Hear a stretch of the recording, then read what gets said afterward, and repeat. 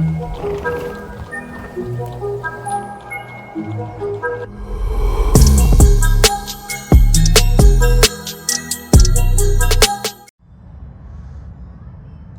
it going, guys? Andrew with American Diesel.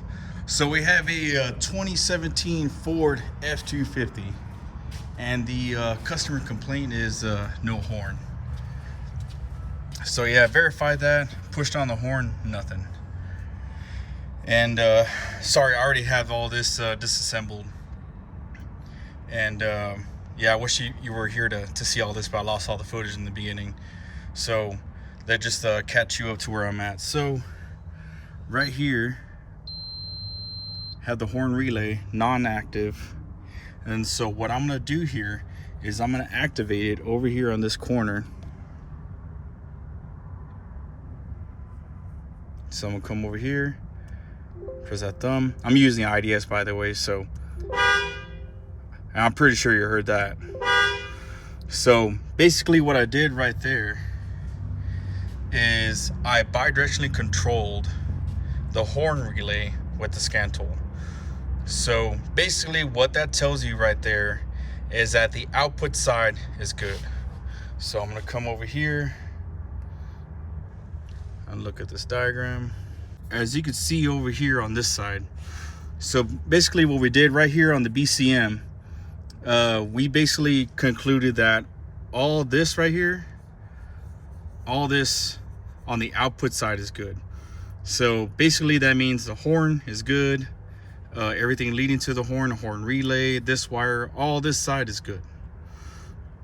And basically whenever you're trying to diagnose a complaint, you're trying to do the easiest thing as possible. So either it could be input problem, output problem, wiring, whatever it may be. All you're trying to do is just divide it right down the middle. So what we're trying to do here is we're trying to see whether it's an input or output problem. So with us seeing that the output's working correctly, so that means that it has to be on the input side where our issue's at. So when I was over here on the IDS, you can see right here, I was pushing on that horn switch, which is this right here. I was pushing on this horn switch and that data pid wasn't moving. Okay, so now that we know that, now that we know the output side is good, that's what drew me over here to this input side. So shut the key off. We don't need that any longer. The horn switch, that will work regardless of the key being in, out. It doesn't really matter. Now that thing is quiet now. So right now I'm in the back over here. So what I want to do first was to eliminate the clock spring, the wheel, all this right here. I want to eliminate all of that. So I'm back in this connector over here. So I don't know if you heard that. So this test light right now is connected to ground. So right here on my power probe, that green deal right there, that is ground. So coming through my test light all the way through here to the tip, this is a ground. Why is that? Because this is just a test bulb. That's all it is. So you coming through here with this, you're activating it with the ground. And then let me further clarify this. So I'm back probed right here on this connector, and I'm gonna hook my power probe to it. Okay, so as you can see, it's 4 volts. So basically all you're doing is you're pulling this voltage down to ground. So as you can see, ground right here. You saw how it went down in voltage. Try it again. That's all you're doing. You're pulling this, it's sort of almost like a 5-volt reference, and basically all you're doing is you're pulling that to ground. Okay, so now that we know that that works, okay, now we're gonna come over here to the horn switch. Okay, come over here to the horn switch. If I could prop this the correct way. Okay, Now we're gonna come over here. Saw it activated the horn. Okay, so that tells us that from here going all the way to the BCM, okay, from here all the way to the BCM, we're good. Okay, and all of this testing, guys, took me less than 20 minutes, honestly. I'm pretty sure Ford would have had you disconnecting this, disconnecting that. I don't got time for all that. If you know how the way the circuit works, you can be able to diagnose it. So yeah, like I said, me still hooked up to ground. You can see right there, hooked up to ground. So basically what I'm doing is I'm pulling this 5-volt reference down to ground, and that's all it is. The BCM is just watching. That's all it's doing. It's watching this wire right here getting pulled down to ground. So what does that tell us? That tells us from here all the way that way is good.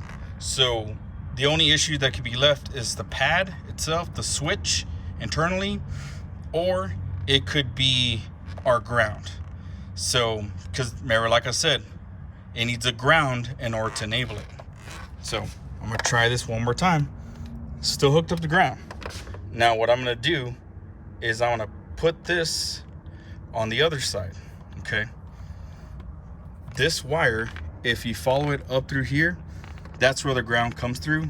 It gets grounded out off here to the side, comes in through here, through the clock spring, comes down, and then comes over here. So I'm gonna manually apply a ground here, and then you'll see this honk. Okay, so it honked. The reason being is because it's missing a ground. So try it again, nothing. So I'm gonna put a ground here. Remember, this is still ground, because just because it's a test light doesn't mean it can't be ground. Okay, so now that we know the issue is that there's no ground on this circuit, then you would have to check going in as far as to the clock spring, which I already have set up as well. So see this red lead right here? I have it hooked up on that wire, that black wire. That's what's, I don't know if you can see that. Yep, you get zoomed in here. So yeah, that black wire right there, that's the ground that's coming in through here, out through the steering wheel, and out through here. So let's check that first. So we'll hook up this red wire. And I don't know if you can see right there, that's a ground. So let's just say if you weren't trusting that ground, because if you know how to use a power probe, always do things with the loads in place. So if you want to double check that, we're going to pull that out. Okay. Then I'm going to stick my test light over here on the power probe. Okay.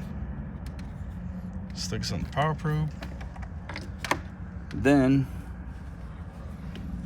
we're going to stick this test light in here. So all I'm going to do is apply a power. Now, if see, with the power probe in the right person's hands, it's good. I mean, this thing is a very powerful tool. But this little rocker switch right here, in the wrong person's hands, this can be devastating. I mean, you can cook computers, you can do a lot of things the wrong way with the power probe. So, but since we're being safe, we have a test light in place. So even if I was having a bad day and I didn't know what the heck I was doing, with me having the test light in place right here, the worst thing that will happen is that test light will light. That's it.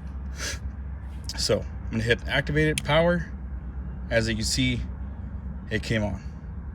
So through here, through the power, and then that being ground, that means that this test light coming on could take the load, so the ground side is good. So now all we need to check. So now what we need to check here is we need to check on this side if there's a good ground or not. Okay, so now what I'm gonna do here is I'm gonna put this right on this black wire. Okay, back probed into there. So that black wire coming in through here, that's the wire that goes there, and that's what grounds out the circuit. Okay, so now what we're gonna do is we're checking to see if there's any voltage on there, which there isn't. There's nothing. All right, so now, through the safety of a test light, hook this up here. Okay, test light in place. So now what I'm gonna do is I'm gonna hook up this right here.